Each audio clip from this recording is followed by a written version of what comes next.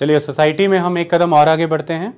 देखिए हमने कल 12th क्लास फर्स्ट बुक को शुरू किया, जिसका पहला चैप्टर था, मैंने यहाँ लिखा है इंट्रोड्यूसिंग इंडियन सोसाइटी। अब मैंने यहाँ पर चैप्टर 2 भी मेंशन कर दिया है। उसका रीज़न है कि चैप्टर 1 वाइंडिंग फेज़ में था, आज हम उसका कंक्लूडिंग एलिमेंट कवर कर देंगे, लेकिन हम इसी के साथ अब बिगिन करने जा रहे हैं chapter 2 the demographic structure of the Indian society. बहुत से मायने आज हम सीखेंगे। तो शुरुआत हम चैप्टर 1 के closing topic that is introducing and introduction से करते हैं, जिसको हम आगे बढ़ा करके ले जाएंगे डेमोग्राफी के टॉपिक से, दैट इज़ चैप्टर 2 से। तो आज का जो लेक्चर है वो चैप्टर 1 का कंक्लूसिव हिस्सा है, चैप्टर 2 का बिगिनिंग हिस्सा है। ये दो चैप्टर्स को एक साथ लेकर के चलेगा। सो introducing and introduction, what do you mean by that? ऐसा शब्द कभी सुना होता है कि इंट्रोडक्शन को इंट्रोड्यूस करना, है ना? That is important. What you are going to introduce exactly? You are going to introduce society, Indian society in front of the students. You are going to talk about Indian society. आप Indian society की बात करने वाले हैं। आपको जब आप Indian society के डिस्कशन में हैं, उसको इंट्रोड्यूस करने के लिए आपको इंट्रोड्यूस करना पड़ेगा पहले उस सोसाइटी को। आई बात समझ में? और वो इंट्रोडक्शन कहाँ से शुरू की गई है? ऑथर के द्वारा कॉलोनियल पीरियड से। उसका रीज़न है कोई, वो हम समझेंगे। आज जिस हम कंटेम्प्रेरी सोसाइटी को समझ रहे हैं, इसकी रूट्स बहुत ही डीप हैं। इंडिया एक सिविलाइजेशन के तौर पर one of the oldest civilisations में काउंट होता है। एक सभ्यता के रूप में विश्व की प्राचीनतम सभ्यताओं का हिस्सा है भारत। जब हमने मिस्र की सभ्यताओं के विषय में पढ़ा, मेसोपोटामिया की सभ्यताओं के विषय में पढ़ा, तो भारत की सिंधु घाटी की सभ्यता भी उनके साथ चल रही थी। 4500 वर्ष पुरानी वो नगरीय क्रांति, दैट अर्बन रेवोल्यूशन, जो सिंधु घाटी सभ्यता में घटित हुआ, वो भारत के आज के अस्तित्व का आधार बनता है। लेकिन उसके बाद फिर बहुत से परिवर्तन आए। इन परिवर्तनों के साथ साथ आज की एक जाति व्यवस्था है, लिंग के आधार पर, जेंडर बेसिस पर किए जाने वाले उत्पीड़न हैं। एक वर्ण व्यवस्था में बहुत बड़े वर्ण, जैसे कि अवर्ण डिक्लेयर करके, आउटकास्ट डिक्लेयर करके सामाजिक, आर्थिक, राजनीतिक अधिकारों से वंचित रखा गया, उसकी आज की दुर्दशा है, उसकी आज की परिस्थितियां हैं। भारत में एक वर्ग जो रूढ़िवादिता को प्रदर्शित करता है, वो रूढ़िवादी समाज भी है। इन सभी चीज़ों में रिफॉर्म्स की बात हुई, इन सभी चीज़ों की में रिवाइवल की भी बात हुई। कुछ ऐसी प्रथाएं जिनको रिफॉर्म करना है, उसके तरीके दो हो सकते थे। पहला तरीका ये हो सकता है कि अंत करके नया लाया जाए। दूसरा तरीका ये हो सकता है कि जो मूल व्यवस्था थी उसका रिवाइवल किया जाए। ये रिफॉर्म्स, ये रिवाइवल्स के बाद जो आज मौजूदा भारत आपके सामने खड़ा है, ये निकल के आता है भारत के स्वतंत्रता संग्राम से, the freedom struggle of India. Bharat में राजा राम मोहन राय के समय में शुरू हुए रेनेसेंस के दौर से, जिसे आगे बढ़ाया गया। इसलिए यहाँ पर हम जिस कॉन्टेक्स्ट में बात करेंगे वो कॉलोनियल कॉन्टेक्स्ट में बात होगी। ये सभी जानते हैं कि यूरोपीय मुल्क विश्व में अपने यूरोप में आर्थिक प्रगति हेतु विश्व के नए क्षेत्रों की खोज में निकले, जिसके तहत भारत भी पहुँचे। मई का महीना था, 1498 था, वास्को डी गामा भारत पहुँचा, पुर्तगाली भारत पहुँच गए। ये बड़ी घटना थी। यूरोपियों के लिए एक रास्ता बन गया। यूरोप के पूर्वी क्षेत्र से पुर्तगाल पूर्व में आता है। अगर मैं यूरोप को देखूं तो ईस्ट तो किसके किनारे आता है? अगर मैं एस शेप में अटलांटिक ओशन बनाता हूं तो अटलांटिक ओशन के east coast, east of the Atlantic Ocean, west of the Europe, है कि नहीं? वहाँ से निकल के अफ्रीका के ईस्ट से होते होते अफ्रीका, अटलांटिक का ईस्ट, यूरोप का वेस्ट, वहाँ से होते होते अफ्रीका के वेस्ट से होते होते केप ऑफ गुड होप से हो करके, अफ्रीका के ईस्ट से होते होते आप अरेबियन सी को क्रॉस करके केरल आ जाएंगे, कैलीकट में आके उतर जाएंगे। ये वास्को डी गामा का रूट रहा। यूरोपियों ने फिर इसी रूट को फॉलो किया। 1600 के अराउंड ब्रिटिशर्स भी भारत आए और तेज़ी से यहाँ पर अपनी पकड़ बनाने लगे। ये हमने समझा।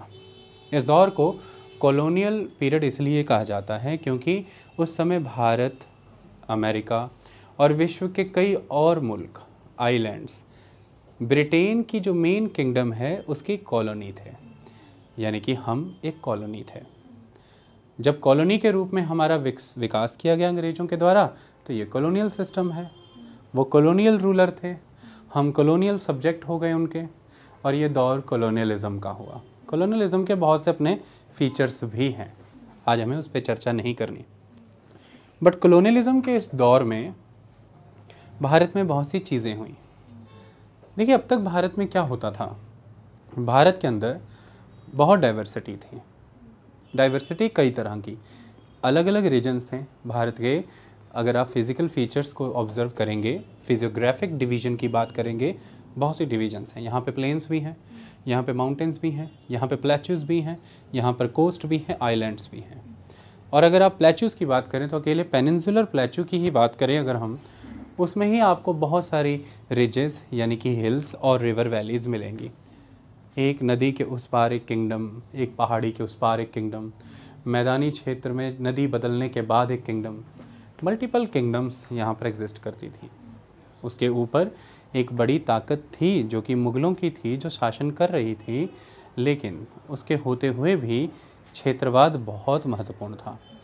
जैसे जैसे मुग़लों का डिक्लाइन हुआ, 1707-8 में औरंगज़ेब का अंत हुआ, ये रीजनल किंगडम्स इमर्ज होनी शुरू हो गई।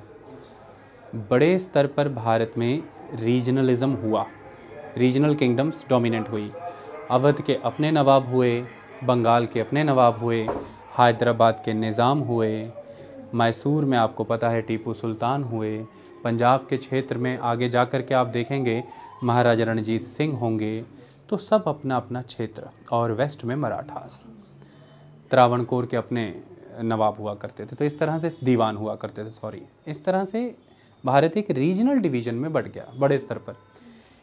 एक भारत पॉलिटिकली, इकोनॉमिकली, एडमिनिस्ट्रेटिवली एक भारत की भावना तब नहीं थी।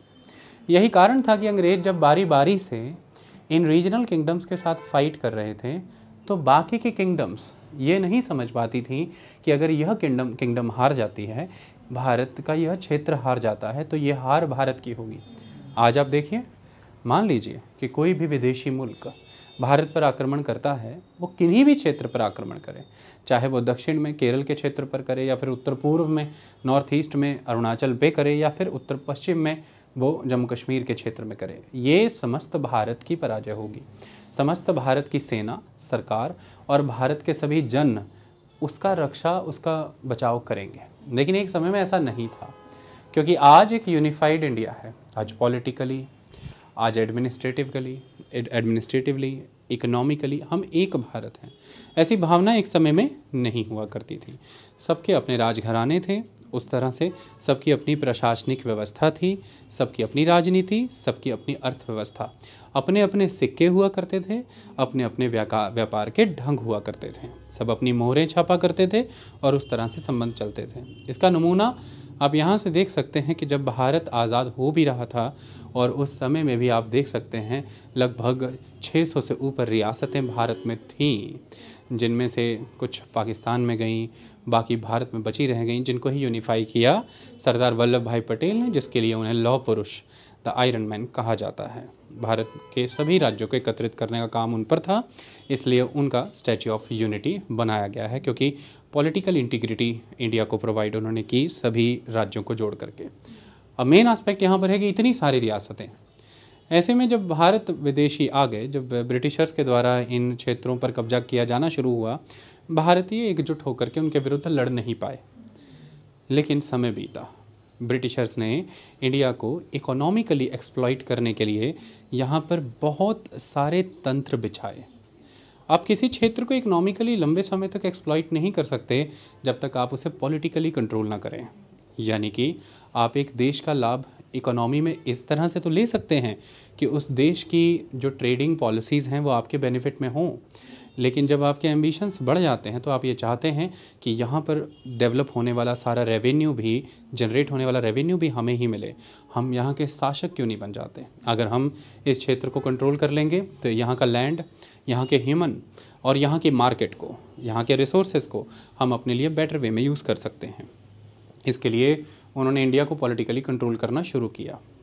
समय बीतता गया, जहाँ एक तरफ पॉलिटिकल कंट्रोल बढ़ता गया, वहीं दूसरी तरफ यह भी हुआ कि उन्हें भारत में एक प्रशासनिक व्यवस्था देनी पड़ी। भारत में एक स्तर पे इंफ्रास्ट्रक्चर भी देना पड़ा। जैसे उदाहरण के तौर पर अगर आप देखें तो उन्हें रेल मार्ग बनाने पड़े, क्योंकि उन्हें एक एफिशिएंट सोर्स चाहिए था जिसके माध्यम से वो रॉ मटेरियल को फॉरेस्ट एरिया से, माइनिंग एरिया से बंदरगाहों तक ले जा पाएँ, और जो फिनिश्ड प्रोडक्ट ब्रिटेन से भारत आता था उन्हें बंदरगाहों से भारतीय गहरे बाज़ारों में ले जा सकें। इसके लिए उन्हें एक ऐसा साधन यातायात का चाहिए था जो सस्ता भी हो, जो सुगम हो, जो मजबूत हो, जिसको लूटने की इतनी समर्था लोगों में ना हो, और जो सिक्योर हो, सेफ़ हो। इस तरह से रेल यातायात की शुरुआत भारत में उनके द्वारा की गई। ये और भी ज़रूरी माना गया 1857 के विद्रोह के बाद, क्योंकि ऐसा माना गया कि तेज़ी से ट्रूप्स को, सेना को एक क्षेत्र से दूसरे क्षेत्र तक मूव करने के लिए रेलवे इंफ्रास्ट्रक्चर की बहुत नीड है। तो उनके कई तरह के पॉलिटिकल और इकोनॉमिक रीजंस रहे, उन्होंने इस तरह का इंफ्रास्ट्रक्चर का जाल यहाँ पर बिछाया for the better exploitation of the India. Bharat को बेहतर तरीके से भारत का दोहन करने के लिए, शोषण करने के लिए उन्होंने यह किया। इसके अलावा यहाँ पर सड़कें बनाई गईं, इसके अलावा यहाँ पर कुछ इंडस्ट्रीज़ भी उनके द्वारा लगाई गई, और यहाँ पर इंग्लिश लैंग्वेज और स्कूल एजुकेशन सिस्टम भी उनके द्वारा शुरुआत की गई, क्योंकि इतने बड़े भारत के लिए, इतने बड़े प्रशासनिक तंत्र को खड़ा करने के लिए, इतने बड़े स्तर पर रोज़गार वो ब्रिटिशर्स को नहीं दे सकते थे, क्योंकि जो ब्रिटिशर्स यहाँ जॉब करने आते थे वो बहुत हाई सैलरीज डिमांड करते थे, और उनकी फैमिलीज़ भी आती थी, उनके लिए अकोमोडेशंस भी देनी पड़ती थी, स्कूल फैसिलिटीज़ भी देनी पड़ती थी, उनको वही स्तर का लाइफस्टाइल, और उन्हें लंबी वेकेशंस भी ऑफ़र करनी पड़ती थी। तो ऐसे में माना गया कि जो इंपॉर्टेंट कंसेप्चुअल की पोस्ट हैं वो तो हम ब्रिटिशर्स को ऑफ़र करेंगे या फिर यूरोपियंस को ऑफ़र कर देंगे, लेकिन जितनी भी यहाँ पर सब्सिडरी या फिर जितनी भी यहाँ पर क्लरिकल पोजीशंस हैं जिस पर नंबर ऑफ़ पीपल ज़्यादा चाहिए, वो हम भारतीयों को अपॉइंट करते हैं, इनसे सहायक कार्य लेंगे। इसके लिए इन्हें ब्रिटिश प्रशासनिक तंत्र, the British administrative system understand हो, इसके लिए बुनियादी शिक्षा इन्हें अंग्रेजी भाषा में प्रदान करनी पड़ेगी। तो इंग्लिश लैंग्वेज भी आई, और उसके तहत एक एजुकेशन सिस्टम भी प्रदान किया गया।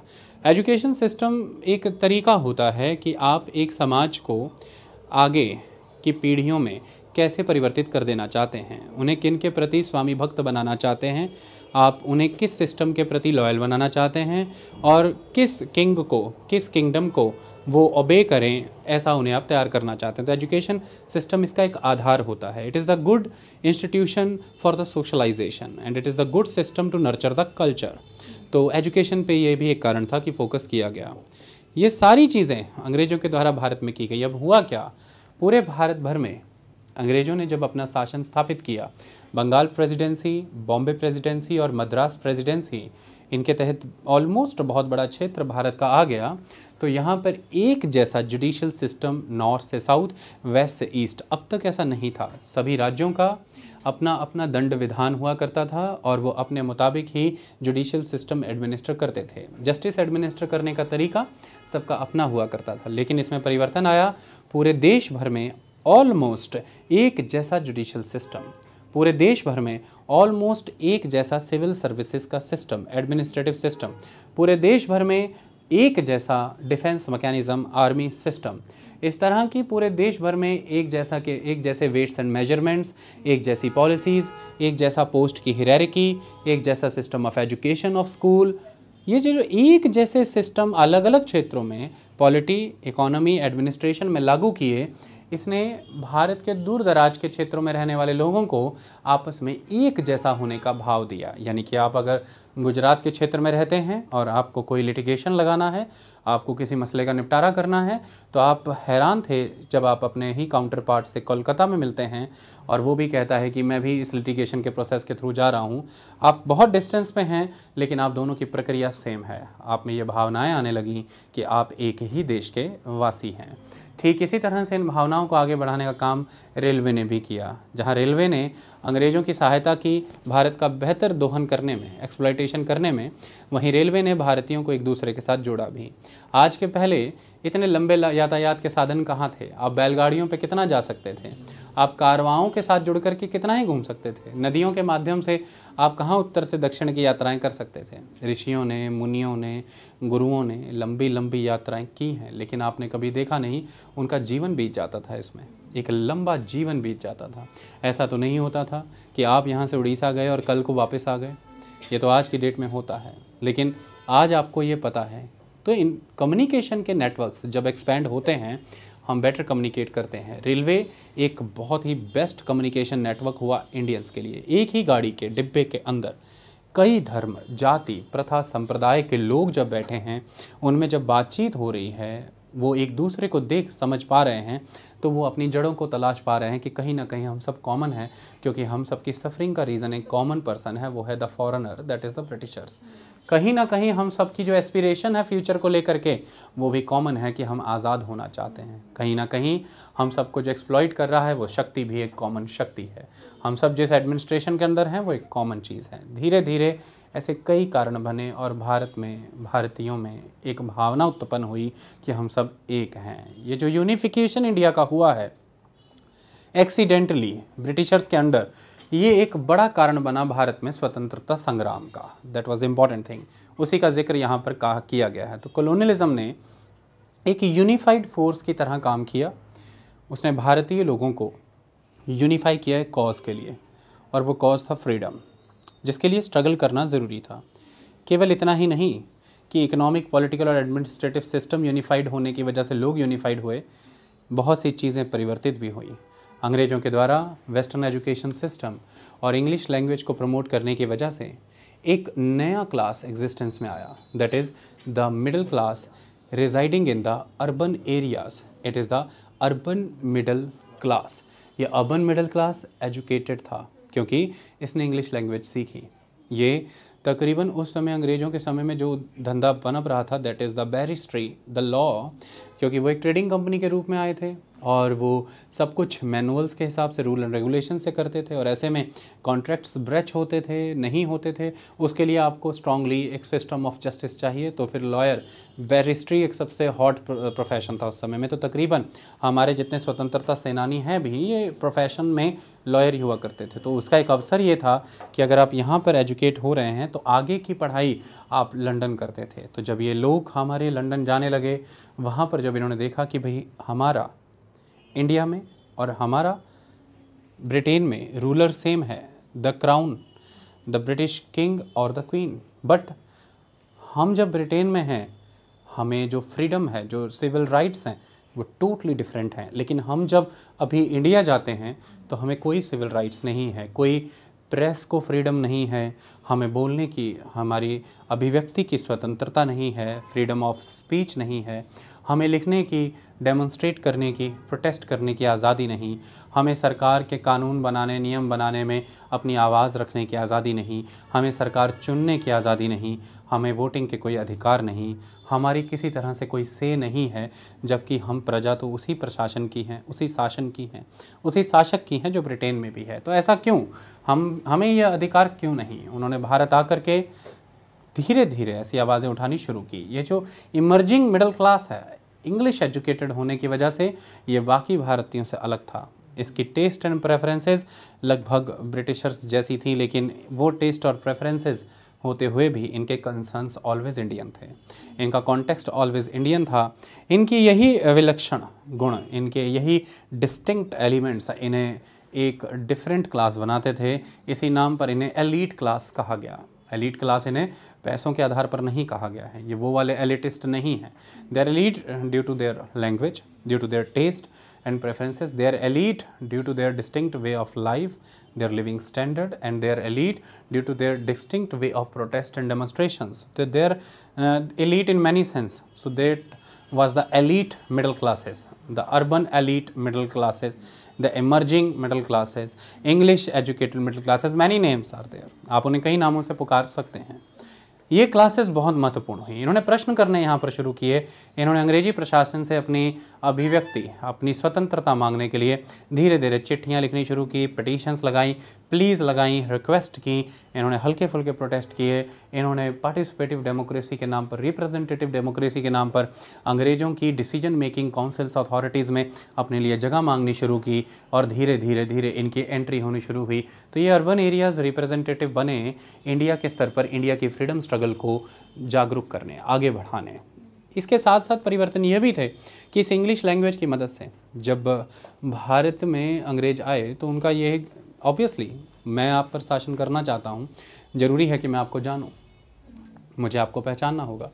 आप यहाँ पर किस तरह के शासकों के अधीन रहे हैं अब तक, भारत की प्रकृति क्या है, भारत कैसे चलता रहा है, ये मुझे जानना ज़रूरी है। इस तरह से ये एक एलीट क्लास का जन्म हुआ। ये पायनियर भी बने, सूत्रधार थे ये फ्रीडम मूवमेंट के। ओके, और सबसे बड़ा लाभ मैंने क्या समझाया, क्योंकि ब्रिटिशर्स को यहाँ पर आपको कंट्रोल करना है तो आपके विषय में जानना ज़रूरी होगा ना। तो आपको जानने के लिए आप कैसे सिस्टम में रहते हैं, आपको अब तक किस तरह के किंग्स ने रूल किया, आपको ऑटोक्रेटिक रूल की आदत है कि नहीं, आपका क्रिमिनल लॉ कैसा, आपका सिविल लॉ कैसा, इस समाज में जाति व्यवस्था जो है कैसी है, ये कौन सी जाति हावी है कौन सी नहीं, ब्राह्मणों का स्थान क्या है, नारी का स्थान क्या है, उत्पीड़न किसका हो रहा है, सब कुछ खंगालने के लिए भारत के सभी जो अब तक के सिविल कोड थे, जैसे मनु की स्मृति को आप ले लीजिए और नारद स्मृति भी थी, जो भी इम्पॉर्टेंट हमारे ग्रंथ जैसे कि भागवत हो गया, पुराण हुए और वेद हुए, इन सब का ट्रांसलेशन किया गया इंग्लिश में। और जैसे ही इंग्लिश में ट्रांसलेट हुए तो अब तक क्लासिकल संस्कृत जो है वो कुछ वर्गों की सीमित कुंजी थी, जैसे कि किसी की उस पर पैटर्नल राइट होता है, वो क्लासिकल संस्कृत वो ब्राह्मणों से बाहर जा नहीं रही थी, तो लोगों तक आ नहीं रही थी, इसलिए ग्रंथ भी लोगों तक आ नहीं रहे थे। लेकिन अब ये एजुकेटेड मिडिल क्लासेस इंग्लिश में एजुकेट हो गए, ग्रंथ भी इंग्लिश में ट्रांसलेट हो गए। इन्होंने इंग्लिश में ग्रंथ पढ़ लिए और पढ़ करके इन्हें पता लगा कि यार एक्चुअली में सोसाइटी में जो ईविल्स हैं ग्रंथों में तो ऐसा है ही नहीं, ग्रंथ तो इसके विपरीत बोलते हैं। इन्होंने समाज में परिवर्तन लाने की बात की, तो रिफॉर्म्स हुए, रिवाइवल हुए। तो revivalist and reformist movement Bharat में हुई, इन्हें सोशल रिलीजियस रिफॉर्म्स मूवमेंट कहते हैं। इन मूवमेंट्स ने जाति प्रथा का खंडन किया, इन मूवमेंट्स ने नारी के उत्थान की बात की, the woman emancipation and empowerment, उसकी विडो की रीमैरिज की बात की, सती प्रथा का खंडन किया, सती प्रथा की एबोलिशन की बात की, वुमेन को मैन के बराबर के अधिकारों की बात की गई, बाल विवाह को निषेध करने की बात की गई, छुआछूत को ख़त्म करने की बात की गई, मूर्ति पूजा का भी बहुत से संप्रदायों ने खंडन किया, ब्राह्मणों के आधिपत्य को नकारा गया। तो इस तरह से बहुत सी चीज़ें जो सोसाइटी को डिवाइड करती थी उनका खंडन कर दिया। ऐसे में ये जो एक कल्चरल अवेकनिंग हुई है, ये जो अपने पास्ट की नॉलेज हुई है, इसने ब्रिटिशर्स के द्वारा इंड्यूस्ड इस यूनिटी को और स्ट्रेंथन कर दिया और मजबूत कर दिया। हम एक यूनिफाइड सोसाइटी के रूप में और मजबूत हुए। तो पैराडॉक्स ये हुआ कि वो ब्रिटिशर्स जिनके कॉलोनियलिज्म ने हमें एक्सप्लॉइट किया, इसी कॉलोनियलिज्म ने नेशनलिज्म को जन्म भी दिया, तो राष्ट्रवाद जन्म ले गया। ये राष्ट्रवाद बहुत ही महत्वपूर्ण एलिमेंट है। तो भारतीय समाज को यदि आप समझना चाहते हैं, आज भारतीय समाज को समझने का एक बहुत ही अच्छा दस्तावेज आपके पास है, दैट इज़ भारतीय संविधान। संविधान के प्रावधानों को समझिए, आप directive principle of state policies ही समझ लीजिए, आपको भारत की कई विचारधाराएं समझ आ जाएंगी, चाहे वो लिबरल हैं, चाहे वो गांधीयन हैं, और चाहे भी वो लेफ़्ट आइडियोलॉजीज़ हैं, आपको समझ आएंगी। जिन्हें मैं सोशलिस्ट आइडियोलॉजीज़ कहता हूँ, तो आपको गांधीयन, सोशलिस्ट, लिबरल और मॉडर्न आइडियोलॉजी समझ आएंगी। आप फंडामेंटल ड्यूटीज़ को समझिए, आपको बहुत कुछ समझ आ जाएगा। फंडामेंटल राइट्स और इसके अलावा जो पॉलिटिकल राइट्स प्रोवाइड किए गए हैं, कॉन्स्टिट्यूशन के अंदर जो फेडरलिज्म का संकल्प लिया गया है, उसे ही समझ लीजिए, आपको भारत की विविधता समझ आ जाएगी कि क्यों केंद्र के साथ साथ राज्य भी महत्वपूर्ण है और किस तरह से माइनॉरिटी को एकोमोडेट करना मेजॉरिटी की सबसे बड़ी रिस्पॉन्सिबिलिटी बनती है। जिस भी राष्ट्र में एक मेजॉरिटी के तहत माइनॉरिटी विकास करती है, वही राज्य विकसित राज्य माना जाता है, वही राज्य लोकतांत्रिक राज्य माना जाता है। ये बड़ी चीज़ है। तो इस तरह की सभी चीज़ें आपको संविधान में दिखती हैं। ये उस समय की समाज की इच्छाएं थी जो संविधान में क्या हुई, अभिव्यक्त। हमारा कॉन्स्टिट्यूशन एक कंप्लीट एक्सप्रेशन है किसका, the wish of the society, the will of the society. तो कॉन्स्टिट्यूशन ऑलवेज क्या होना चाहिए, सोसाइटी की विल। हमारा कॉन्स्टिट्यूशन सोसाइटी की विल ही है। ये विल ऐसे ही तो नहीं बन गई थी, ये विल बनी है वो फ्रीडम स्ट्रगल से बनी है। वो फ्रीडम स्ट्रगल ऐसे ही तो नहीं हुआ, वो हुआ कॉलोनियलिज्म की वजह से। और कॉलोनियलिज्म की वजह से किस तरह के फैक्टर्स एग्जीक्यूट हुए वो हमने आपको भी विस्तार से समझा दिए। और उस राष्ट्रवाद से उपजे समाज को हम इस पूरी बुक में पढ़ने वाले हैं, इसलिए ये भूमिका बतानी अनिवार्य थी। आपको बताना ज़रूरी था कि ब्रिटिशर्स के द्वारा फिर एक ऐसे चेंजेस इंड्यूस कर दिए गए सोसाइटी में, पॉलिटिकली, इकोनॉमिकली और एडमिनिस्ट्रेटिवली। जो ब्रिटिशर्स तो चले गए लेकिन भारत उस और फिर रिवर्ट नहीं हुआ। यानी कि ब्रिटिशर्स के पहले का जो भारत था, इस पॉलिटिकल, इकोनॉमिक और एडमिनिस्ट्रेटिव यूनिफिकेशन के पहले का जो भारत था, भारत ने कभी भी उस और वापस जाना नहीं चाहा। भारत एक बार जो आगे बढ़ा है तो वो उसी मार्ग पर आगे बढ़ा है। भारत ने उसी से क्यों लिया और उसी पर डेवलप होने की कोशिश की। इस भारतीय समाज को समझने के लिए फिर ये बैकड्रॉप समझना ज़रूरी था और हमने उसको पढ़ा। मैं अंग्रेजी में जो लिखा है इसे समझा देता हूँ ताकि आपको समझ में आ जाए। तो मैंने ये लिखा है कि इंट्रोड्यूसिंग एन इंट्रोडक्शन। तो देखिए, भारतीय सोसाइटी को इंट्रोड्यूस करने के लिए ही मुझे ये इंट्रोडक्शन देना पड़ा। हमने उस इंट्रोडक्शन को समझा। हमने सोशल मैप का जो कंसेप्ट कल किया था, उस मैप के कंसेप्ट की खासियत ये थी मेरे बच्चों कि आप सब बचपन से बड़े होने तक एक सोशल मैप बनाते हैं ना। कैसे? मैंने बताया था कि सोसाइटी की जानकारी आपके ग्रोथ का ही एक इंटीग्रल पार्ट होती है। आप जैसे जैसे ग्रो करते हैं आपको सोसाइटी की नॉलेज होती जाती है, क्योंकि आपको अपनी फैमिली से, अपने रिश्तेदारों से, सगे संबंधी दोस्तों से, कुछ हद तक स्कूल से भी समाज की एक बुनियादी जानकारी मिलती है। तो ये तो एक इंटीग्रल पार्ट है सोसाइटी की नॉलेज होना। लेकिन ये नॉलेज हमने ये देखा था कि हमारे सोशल ग्रुप, हमारे सोशल एनवायरनमेंट तक सीमित होती है। हम उस तरफ इंक्लाइंड होते हैं, जो मान्यताएं हमारे समाज की, हमारे ग्रुप की होती हैं, हम उसकी तरफ झुके होते हैं। इस चीज़ को ध्यान में रख के हम एक सोशल मैप बनाते हैं जो हमें बाल्यावस्था से मिलता है। यानी कि हमें हमारी जाति, हमारा धर्म, हमारी आर्थिक व्यवस्था, हमारी आर्थिक अवस्था, हमारा रोज़गार और हमारे समाज में स्थान, फिर वो चाहे प्राइड हो सकता है ड्यू टू एनी रीज़न। कुछ आइडेंटिटीज़ आप में प्राइड भी तो डाल देती है ना, या फिर वो एम्बेरसमेंट भी होती है। कुछ आइडेंटिटीज़ आपको इन्फीरियर भी बना देती हैं आपके मुताबिक। ये सारी चीज़ें हम विकसित करते हैं, लेकिन ये सोशल मैप कंप्लीट नहीं होता, ये पार्शियल होता है, ये डिवास्टेटिंग होता है, यानी कि घातक भी होता है। फिर हम कैसा सोशल मैप बनाएं? हमारा सोशल मैप कभी भी बनाया नहीं मिलेगा, जैसा ये वाला मिल गया था। हमें एक सोशल मैप बनाना पड़ेगा, उसके लिए हमें मेहनत करनी पड़ेगी। वो कैसे बनता है? हमें मल्टीपल व्यू पॉइंट्स के थ्रू जाना पड़ेगा। सोशोलॉजी इसी तरह का नज़रिया विकसित करके देती है कि आप समाज को समझने के लिए उन मल्टीपल व्यू पॉइंट से होकर गुजरें, ताकि आप वो सोशल मैप बना सकें जो आपके एनवायरनमेंट या आपके ग्रुप में गढ़ा गया नहीं है। आपने हर नज़रिए को समझ करके, उन्हें जोड़ करके समझा है और विकसित किया है। ऐसा सोशल मैप बनाएंगे तो आप खुद को बेटर लोकेट कर पाएंगे। फिर सोसाइटी के सभी तरह के ग्रुपिंग्स, उन ग्रुप्स के रिलेशंस और उन रिलेशन से आपके संबंधों को आप बेहतर पहचान पाएंगे। फिर आप अपनी निजी समस्याओं को बड़े सामाजिक कारणों से जोड़ करके देख पाएंगे और फिर आप ये समझ पाएंगे कि शायद आप इसलिए भी त्रस्त हैं क्योंकि समाज में एक स्ट्रॉन्ग सेंस ऑफ कम्युनलिज्म है। सोसाइटी में अगर वो कम्युनलिज्म है, it is a social issue. हो सकता है आप इसके कारण से बहुत बड़े स्तर पर भयभीत हैं। हो सकता है भारतीय राज्यों में बहुत से क्षेत्रों में माइनॉरिटीज़ परेशान हैं, चाहे फिर वो आप किसी माइनॉरिटी की बात मान लीजिए कि अगर आप उत्तर प्रदेश की बात कर लें या भारत के कोई और राज्यों की बात कर लें, वहाँ की कोई माइनॉरिटी ले लें, जो भी हो सकती है। हो सकता है कश्मीर में कोई एक माइनॉरिटी हो, कोई भी हो सकती है। कोई एक मेजॉरिटी हो सकता है भारत भर में मेजॉरिटी हो, बट वो कश्मीर में माइनॉरिटी है, वो भी परेशान है।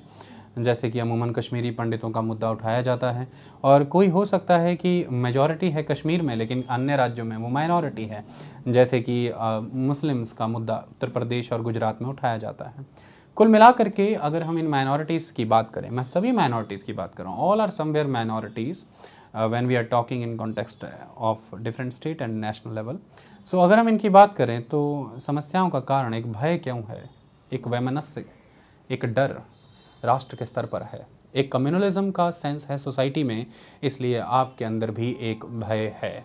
आपका वो पर्सनल जो कंसर्न है, आपका जो वो पर्सनल वरी है, इंडिविजुअल वरी है, वो शायद एक बड़े लार्जर सोशल इशू की ही देन है।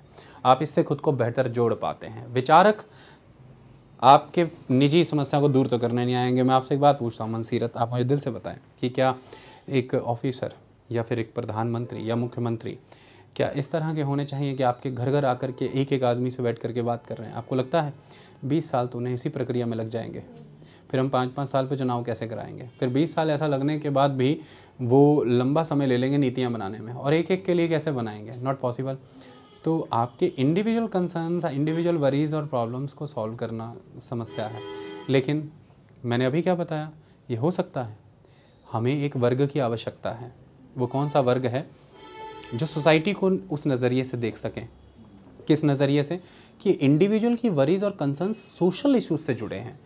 हम सोशल इश्यूज़ को आइडेंटिफाई करें तो वो 10 से 15 बनेंगे, हम उनको एड्रेस कर सकते हैं। उन्हीं को एड्रेस किया गया है कॉन्स्टिट्यूशन के अंदर, और वही एड्रेस है भाई जिसकी वजह से देश चल भी गया। वरना 2-3 अलग सोच के लोगों को लेके घर चलाना मुश्किल है। 75 बरस से देश कहाँ से चला लिया हमने, इतने सारे लोगों को लेकर के।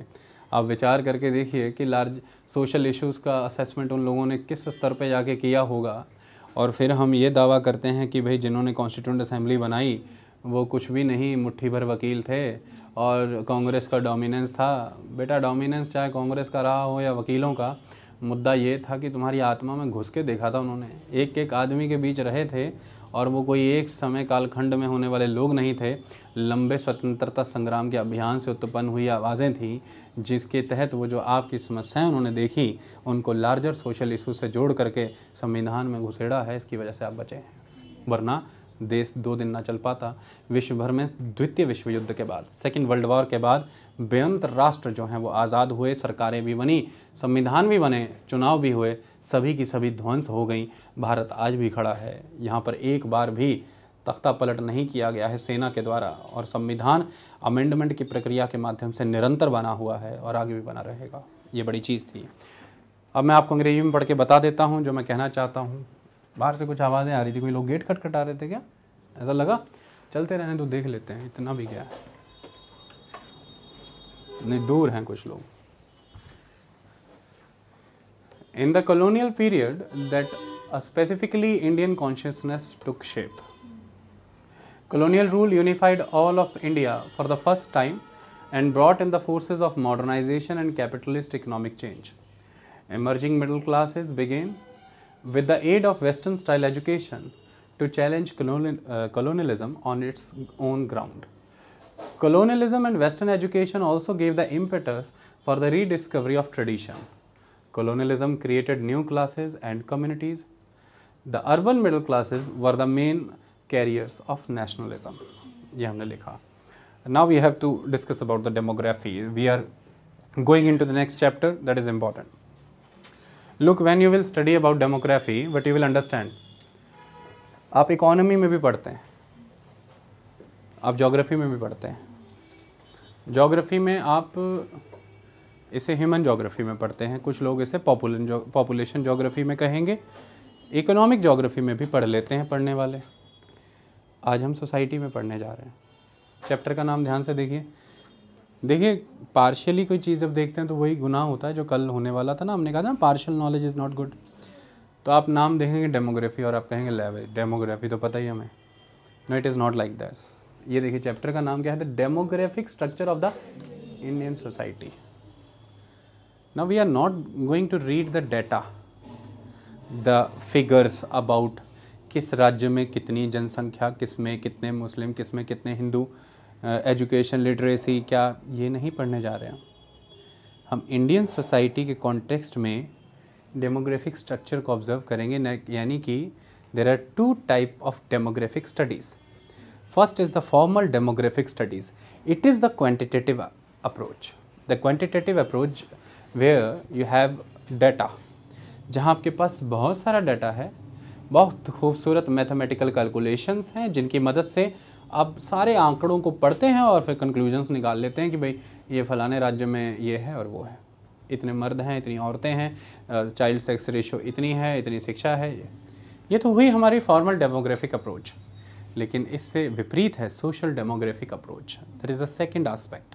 सोशल डेमोग्राफिक अप्रोच जो है वो इसी डेमोग्राफिक डेटा की सोशल, पॉलिटिकल, इकोनॉमिक और कल्चरल इम्प्लीकेशंस को स्टडी करती है। हमें वो समझना है। आई बात समझ में?